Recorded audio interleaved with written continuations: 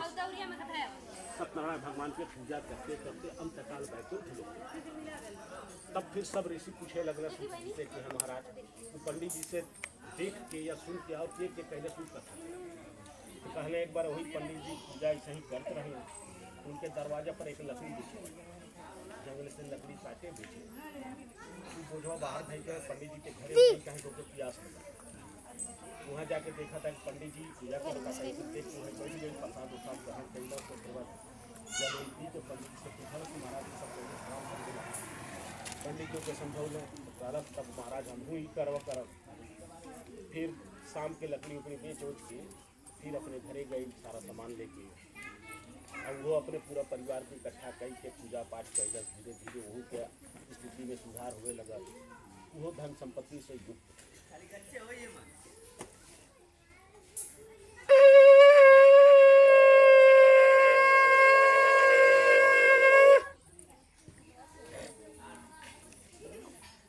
आदमी खाली अपन गलत रास्ता सुधार ले में तो हर आदमी इतना कमाता आज क्योंकि कोनो कमी नहीं, लेकिन हर आदमी 100 में 90 के रास्ता चला।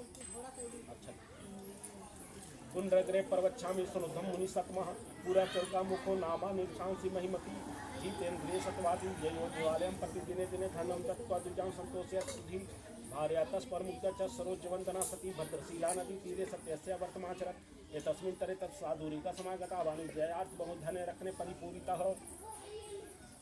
सूत जी बोले कि हे श्रेष्ठ मुनियों, अब मैं पुनः आगे की कथा कहूँगा, आप लोग सुनिए। प्राचीन काल में उल्का मुख नाम का एक बड़ा राजा था। वह जितेंद्रिय था, सत्यवादी था और अत्यंत बुद्धिमान भी था। वह विद्वान राजा प्रतिदिन देव स्थानों में जाता, पूजा पाठ करता। अब बाहर निकलकर गरीबों को, जरूरतमंदों को धन दान देकर संतुष्ट करता। कमल के समान मुख वाली उसकी धर्म पत्नी थी। एक दिन वह राजा अपनी पत्नी के साथ भद्रशीला नाम की एक नदी के तट पर सत्यनारायण भगवान का पूजन करता। उसी समय नदी के रास्ते बहुत से नौका पर व्यापार का सामान लेकर एक साधु नाम का बनिया वहां तक पहुंचा और राजा के पास नौका ठहरा। राजा के पास गया और उनको नमस्कार किया, पूछा कि हे महाराज, यह आप क्या कर रहे हैं? कौन सा भगवान का पूजा है? इसको करने से क्या लाभ? तब राजा बोले कि हे सेठ, यह भगवान सत्यनारायण का पूजा है और यह मैं पुत्र की प्राप्ति की कामना लेकर कर रहा हूँ।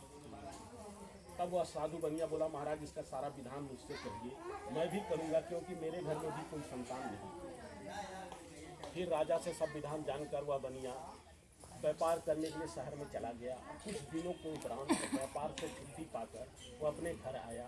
फिर अपनी पत्नी, जिसका नाम लीलावती था, उसे संतान देने वाली इस व्रत कथा के बारे में बताया और वही समय मानता कि हे भगवान, हमारे घरे जब कोई संतान उत्पन्न हुई तो हम तुम्हारी यह पूजा जरूर करें। धीरे धीरे समय व्यतीत हुई। कुछ समय के उपरांत उसकी पत्नी लीलावती गर्भवती हो गई।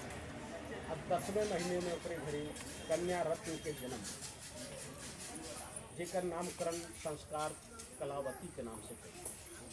तब वह लीलावती बोली कि हे अपने पति से कि हे महाराज, अब हमारे घरे संतान भी उत्पन्न हो गई, तू पहले तो मनौतिया पूरा कहे नहीं करता। तब बनिया कहा ऐसा बात करे जन्म कर्म में छठी बरही में बड़ा पैसा खर्च। अब इसके बाद एक विवाह के समय हम ये मनौतिया अपनी पत्नी के समझा उठा के पार करे बना दिया। धीरे धीरे धीरे धीरे समय व्यतीत भय, कन्या युवावस्था में बहुत जल्द विवाह योग्य।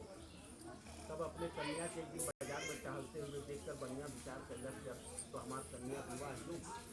ऐसा सोच कर एक दूत के बुलौला था, दूत की आज्ञा देंगे कि हमारे कन्या के लिए उत्तम पति ढूंढता।